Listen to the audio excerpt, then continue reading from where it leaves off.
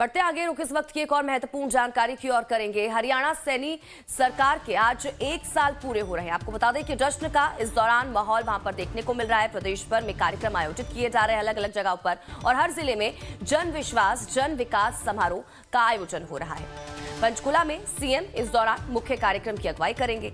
हरियाणा में सैनी सरकार के 1 साल आज पूरे हो गए हैं, और इस मौके को यादगार बनाने के लिए राज्य सरकार पूरे प्रदेश में बड़े स्तर पर कार्यक्रम आयोजित कर रही है। प्रदेश सरकार आज जन विश्वास जन विकास समारोह का आयोजन कर रही है, जो हर जिले में मनाया जाएगा। इन आयोजनों के जरिए सरकार 1 साल की उपलब्धियां गिनाएगी और जनता को कई जन योजनाओं की जानकारी भी दी जाएगी। आपको बता दें कि राज्य स्तरीय मुख्य कार्यक्रम पंचकुला में होगा, जहां पर मुख्यमंत्री नायब सिंह सैनी और बीजेपी प्रदेशाध्यक्ष मोहन लाल कौशिक मुख्य अतिथि होंगे। तो वहीं फरीदाबाद में केंद्रीय मंत्री मनोहर लाल मुख्य अतिथि के तौर पर कार्यक्रम में शामिल होंगे, और इस दौरान मुख्यमंत्री ग्रामीण आवास योजना फेज 2 के तहत लाभार्थियों को आवास अलॉटमेंट लेटर भी उनकी तरफ से दिए जाएंगे। इसके साथ साथ सरकार अन्य जन योजनाओं की जानकारी भी लोगों से साझा करेगी, और माना जा रहा है कि मुख्यमंत्री कुछ नई योजनाओं की घोषणाएं भी कर सकते हैं।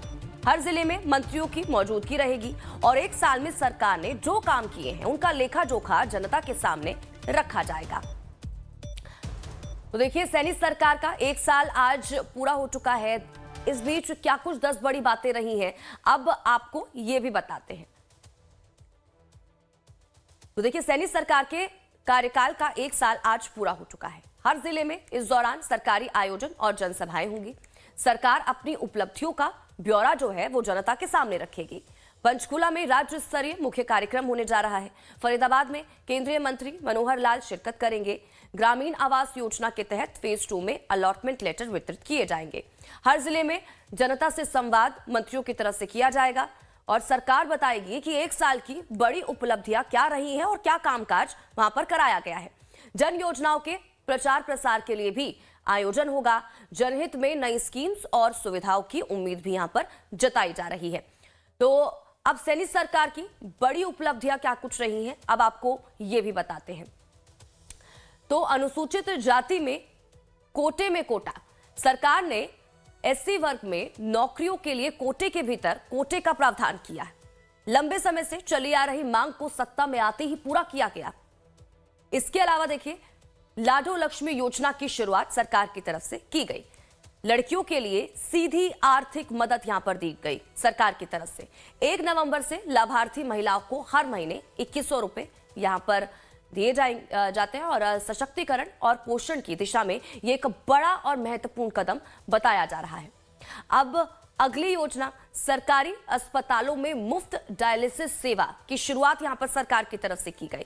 किडनी मरीजों को राहत, सरकारी अस्पताल और मेडिकल कॉलेजों में फ्री डायलिसिस की जो सेवा है यहां पर सरकार की तरफ से दी जा रही है। पिछले साल इस योजना की शुरुआत हुई थी, और हजारों मरीजों को इससे सीधा लाभ मिला है। अब हिसार एयरपोर्ट से उड़ान सेवा की भी बात कर लेते हैं।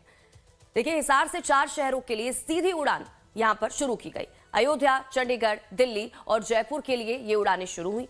जल्द ही अहमदाबाद और जम्मू के लिए भी जो उड़ान सेवा है वो शुरू होने वाली है यहां से, यानी कि क्षेत्रीय कनेक्टिविटी को इससे बढ़ावा मिला है। तो सैनी सरकार की क्या कुछ 1 साल में उपलब्धियां रही हैं, इसको लेकर भी जानकारी आप तक पहुंचा रहे हैं।